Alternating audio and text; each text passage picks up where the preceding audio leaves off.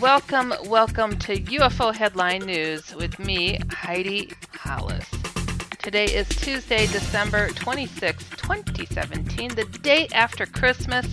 I hope you all had a most joyous and blessed Christmas and got everything you desired, being around friends and family and eating great food.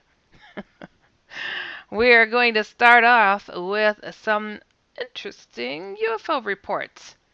The first one occurring in Derry, New Hampshire. This occurred December 13th, 2017.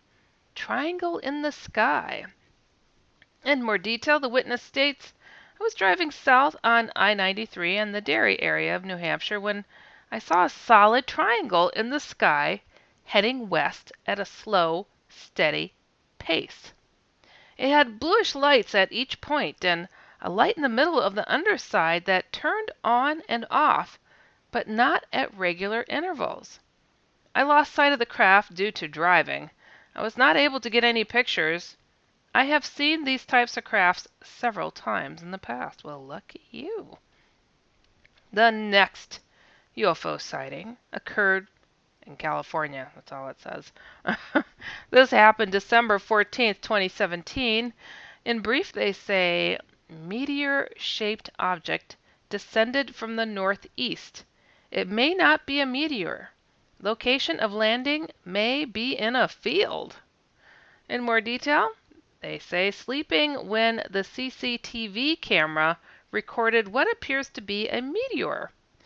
The brightness of the object appeared without making any noise. It may not be a meteor. It could be space junk. The object has a trailing appearance like a comet. This object could be space junk that landed in a field. The video of the meteor is not in color. The next UFO sighting happened in Alameda, California on December 13th, 2017. In brief, they describe two vertical lights moved slowly parallel to the ground, then changed direction and shot away. In more detail, they say, I saw it in the sky towards the southeast. I had never seen anything like it before tonight. Two lights, one directly above the other, about a car's length apart, moved very slowly directly across the sky.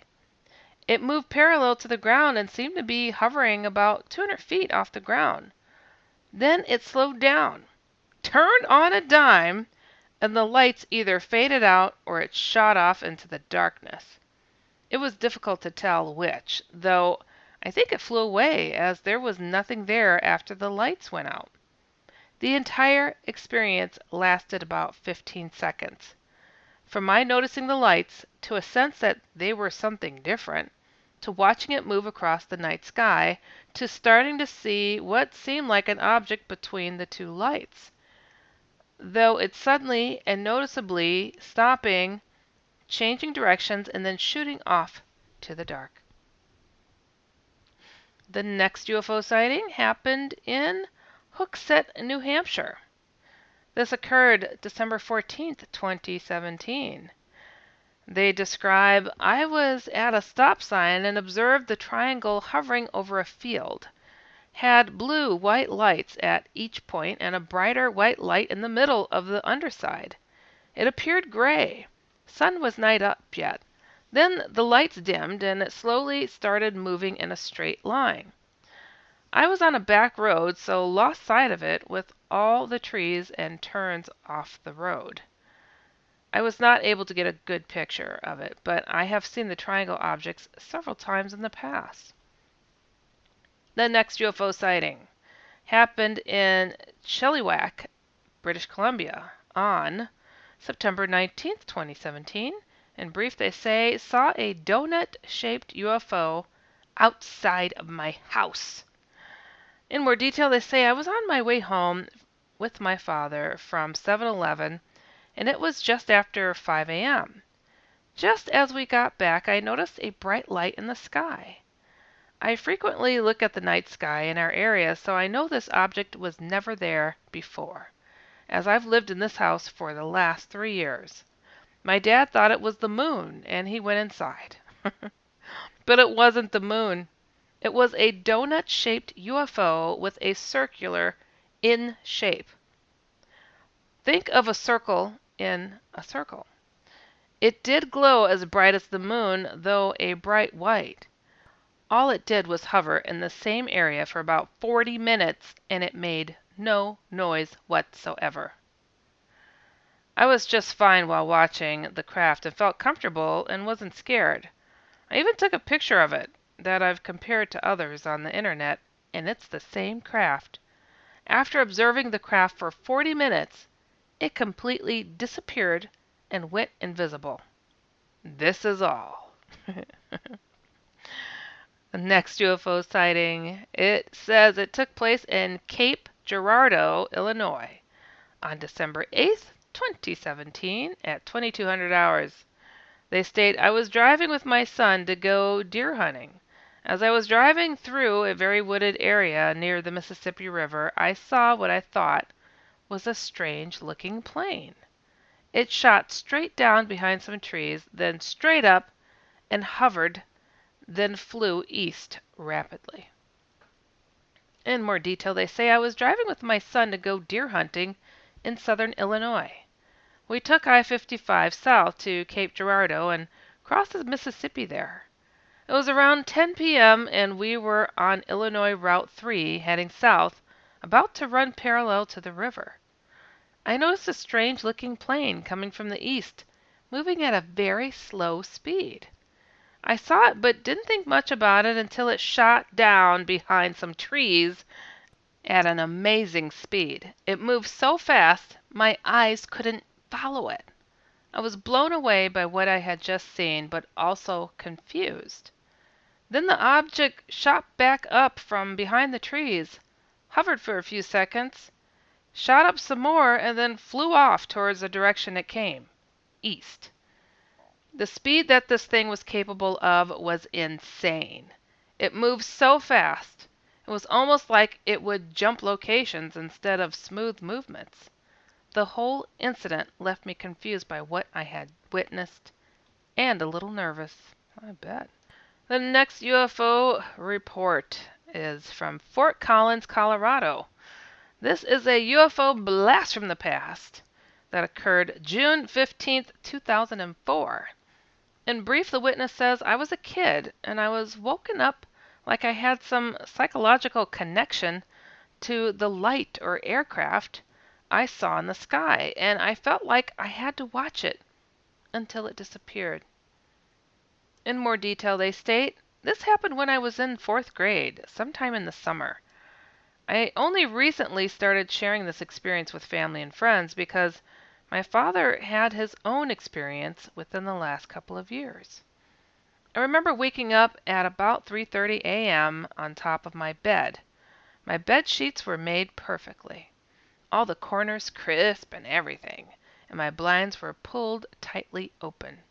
And I was incredibly awake, like I had to look out my window, and I had a feeling in my stomach, kind of like a no-gravity feeling.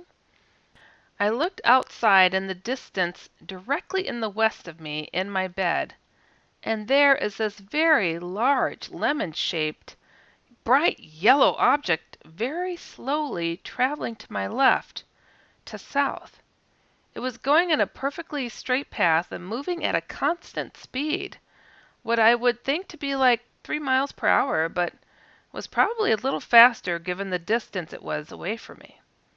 I just kept staring and feeling the weird feeling in my stomach like I was frozen and terrified looking at this object. There was a large pine tree past the garage outside my window, and I knew that if it went behind that pine tree and did not come out the other side, I must be seeing things. I waited and waited as it slowly surfaced onto the left side of the palm tree. My best guess is that this object was around 3 to 5 football fields away. As it kept slowly moving south, it started moving towards the aspen tree that was in our front yard, and as it approached around some of the first branches, it just disappeared completely.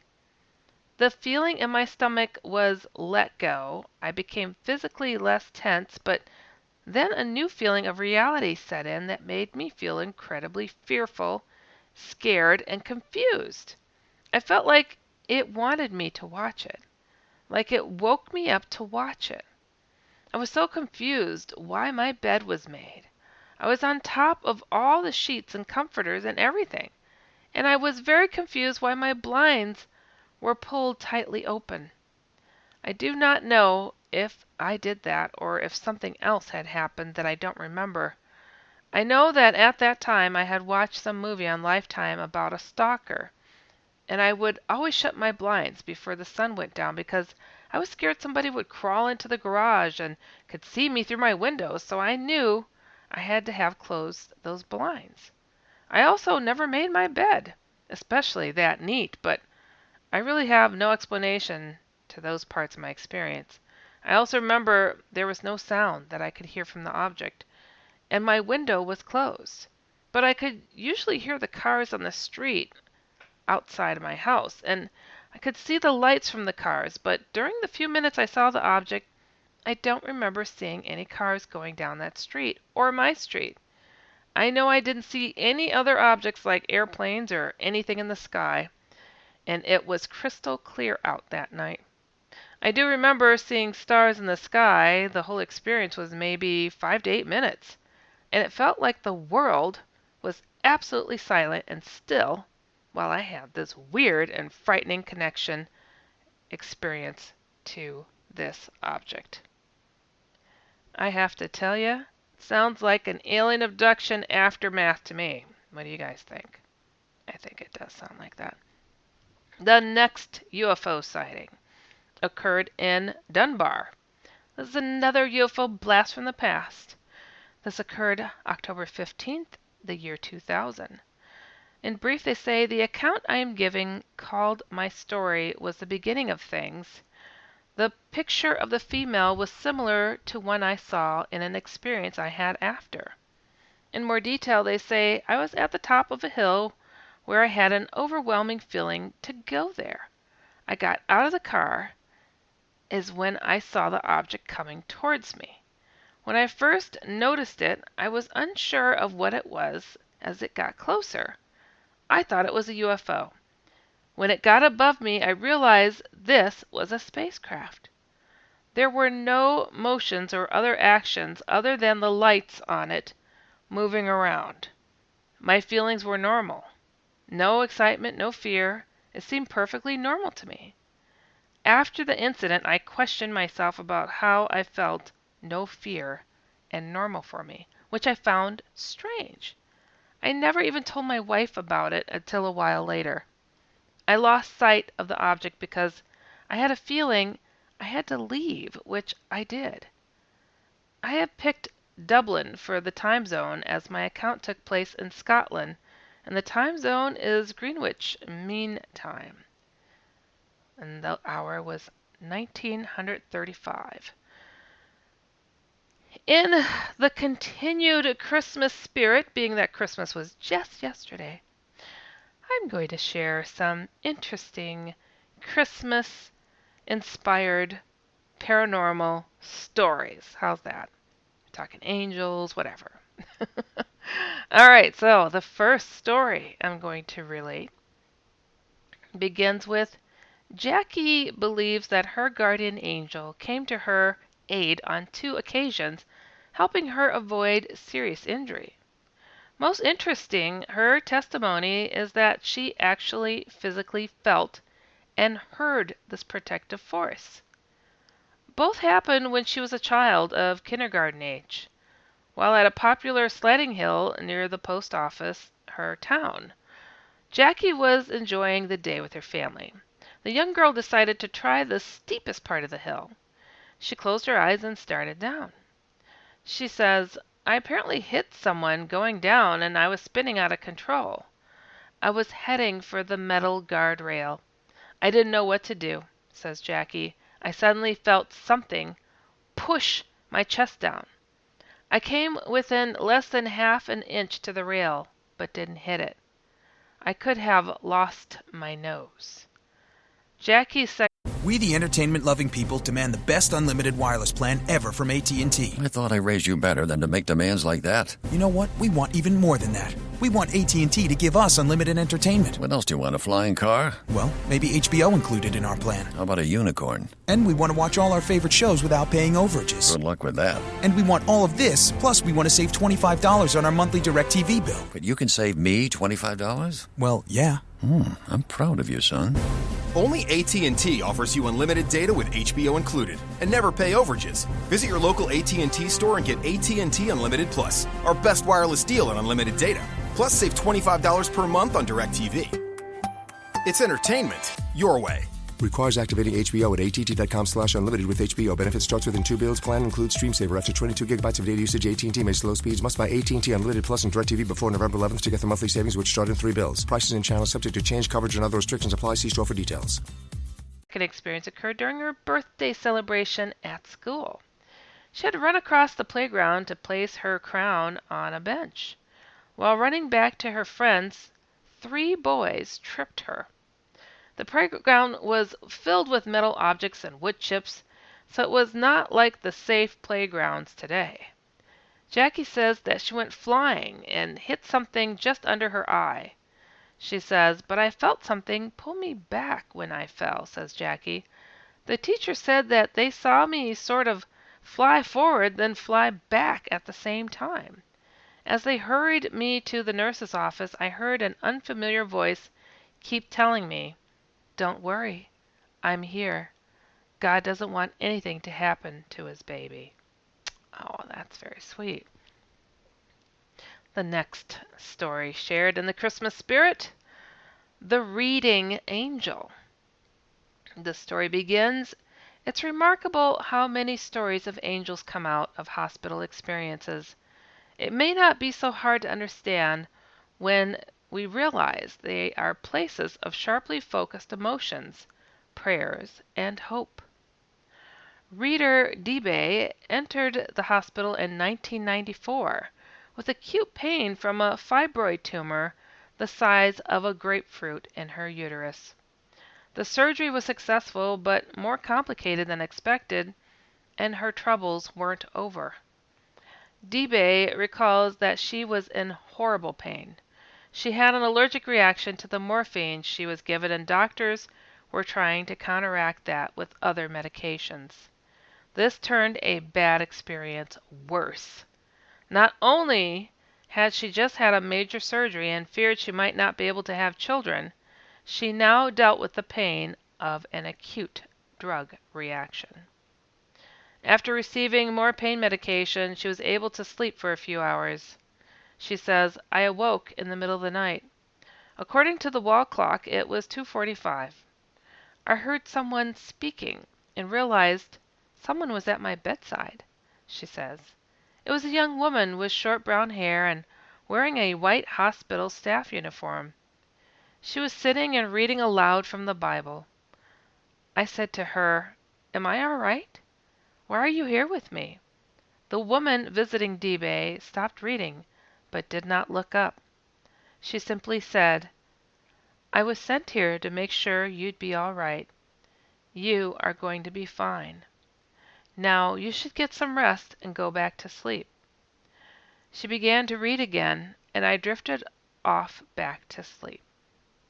The next morning, she explained the experience to her doctor, who checked and said that no staff had visited her overnight. She asked all the nurses, and no one knew of this visitor. Neither did anyone check her vitals that night. To this day, she says, "I believe that I was visited by my guardian angel that night. She was sent to comfort me and assure me that I would be okay." Coincidentally, the time on the clock that night, 2:45 a.m., is the exact time recorded on my birth certificate that I was born. The next story in the theme of the Christmas spirit, Rescued from Hopelessness. Perhaps more painful than any injury or illness is the feeling of utter hopelessness, the despair of the soul that leads one to thoughts of suicide. Dean knew this pain as he was going through a divorce at the age of 26. The thought of being apart from his two young daughters was almost more than he could bear. But in one night of stormy darkness, Dean was given renewed hope. Dean worked as a derricksman on a drill rig. On this one night he was having serious thoughts of taking his life as he looked down from the 128-foot derrick. He says, "My family and I have strong beliefs in Jesus, but it was hard not to contemplate suicide," recalls Dean. "In the worst thunderstorm I'd ever seen, I climbed the derrick to take my position to pull pipe out of the hole we were drilling." His co-workers urged him not to climb the derrick, saying they'd rather have downtime than risk someone's life. Dean ignored this and began to climb. He says, "Lightning flashed all around me. Thunder boomed. I cried to God to take me. If I couldn't have my family, I didn't want to live. But I couldn't take my own life in suicide. God spared me. I don't know how I survived that night, but I did." A couple of weeks later, I bought a small Bible and traveled to the Peace River Hills, where my family has lived for so long. I sat down on top of one of the green hills and started to read. I had such a warm feeling enter into me as the sun parted through the clouds and shone on me. It was raining all around me, but I was dry and warm in my small spot on top of that hill. Dean says that these moments changed his life for the better. He met his new wife and fell in love. They started a family together that includes his two daughters. He says, "Thank you, Lord Jesus, and the angels you sent that day to touch my soul." The next story, in the theme of the Christmas spirit here, is entitled "Beautiful, Strange UFO or Angel." Some researchers think that there might be a connection between UFOs and angel sightings. They say the angels and heavenly figures encountered in the Bible might actually have been extraterrestrials. After his experience in the 1980s with the most beautiful thing he ever saw, Lewis might agree with that assessment. He begins, "It was a Saturday morning in Mariposa, California, and Lewis had to work that day. The air was freshly washed from a cool rain the night before, and the morning sky was bright with a deep blue sky and a few scattered cumulus clouds." He says, "I was heading out of my car in the back parking lot of the apartment complex where I lived when I noticed someone kneeling next to my car. This person saw me and quickly stood up, holding a crowbar." The young man was quite obviously startled by Lewis's interruption, and although Lewis sensed the boy was up to no good, he hadn't yet hit him what he was doing. Then Lewis looked through the passenger window of his car and saw that the steering wheel column had been stripped of its cover, and he realized that the young man was trying to steal his car. "I asked him what the heck he was doing," Lewis recalls. "He gave me a lame story about his friend's car being stolen last night and that my car looked like his friend's and so on. I didn't want to hear it. I told him I was going to call the police, which I did on my cell phone." Lewis dialed 911 and gave the dispatcher the address. He told the would-be thief that the police were on their way and warned him not to leave. The boy said he would wait for the police. But Lewis could tell he was just waiting for the right moment to make a run for it. "If he did, I wasn't going to try to stop him because his adrenaline was pumping and he had that crowbar," Lewis says. As Lewis was grilling the young man, trying to detain him, he began to notice three rather large clouds in a single-file formation that were almost overhead. Then he caught a flash of something out of the corner of his eye. Then I saw it, he says. A shiny object exiting from the first cloud and entering the next and then coming out of that one. It was shiny, like brightly polished chrome, and moving at a good speed. I couldn't make out the shape. By this time, Lewis was so distracted by the UFO that the punk saw his chance and took off. That's when the object entered the last cloud. From there, it was nothing but open sky. When it emerged, my life changed, Lewis says. There, against the richness of the blue sky, was a silvery shape that seemed to have arms and legs. It was so beautiful to look at. At the same time, it had the appearance of metal. It looked like some kind of ship with a strange design.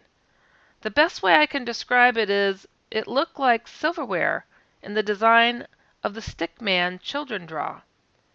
It was huge, moving fast and made no noise. As it sailed overhead, some of the limbs would move up and down, giving the impression of being alive. A living entity. It made a couple of rolls, reflecting the sun in every direction. Just beautiful. Oh my God, beautiful. As it started to fade away from my view, I found myself short of breath and with tears running down my cheeks. It had that much of an effect on me. I began thinking maybe that's what an angel looks like. Maybe not. The next story, in the spirit of Christmas. Angel money. There are many stories of people receiving much needed money from mysterious, unknown sources.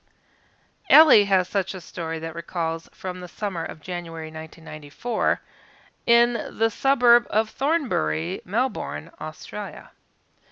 It was late afternoon, and Ellie was outside on this warm day gathering the family laundry from the clothesline. There was a sudden small willy-willy, an Australian term for a swirling wind funnel of dust and leaves.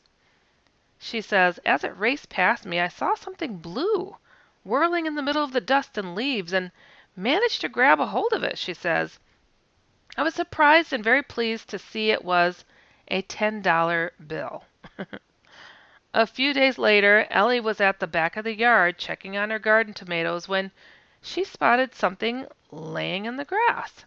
She was astonished to find it was a $20 bill. Not long afterward, in another part of the garden, she found a $5 bill and yet another $20 bill nestled among the leaves of the daylilies. By this time, I told my family of the angel money, she tells us. None of them had put money there, not with the possibility of it blowing away in the often high winds of the summer.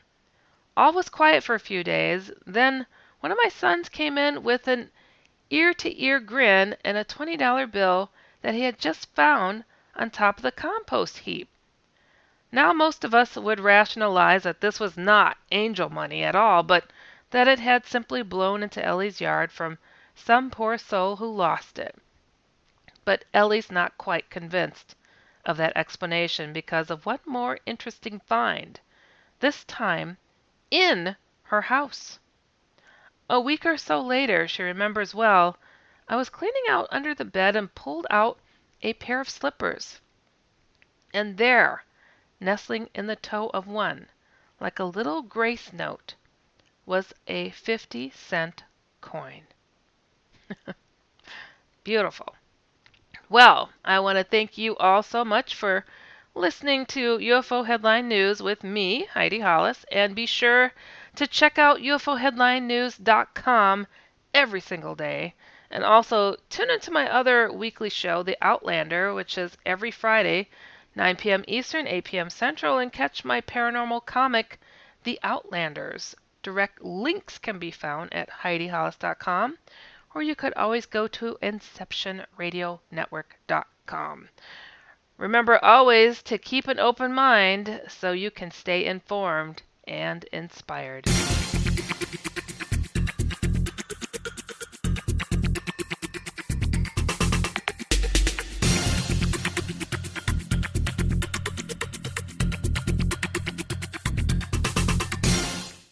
We, the entertainment-loving people, demand the best unlimited wireless plan ever from AT&T. I thought I raised you better than to make demands like that. You know what? We want even more than that. We want AT&T to give us unlimited entertainment. What else do you want, a flying car? Well, maybe HBO included in our plan. How about a unicorn? And we want to watch all our favorite shows without paying overages. Good luck with that. And we want all of this, plus we want to save $25 on our monthly DirecTV bill. But you can save me $25? Well, yeah. I'm proud of you, son. Only AT&T offers you unlimited data with HBO included and never pay overages. Visit your local AT&T store and get AT&T Unlimited Plus, our best wireless deal on unlimited data. Plus, save $25 per month on DirecTV. It's entertainment your way. Requires activating HBO at att.com/unlimited with HBO. Benefits starts within 2 bills. Plan includes stream saver. After 22 gigabytes of data usage, AT&T may slow speeds. Must buy AT&T Unlimited Plus and DirecTV before November 11th to get the monthly savings, which start in 3 bills. Prices and channels subject to change. Coverage and other restrictions apply. See store for details.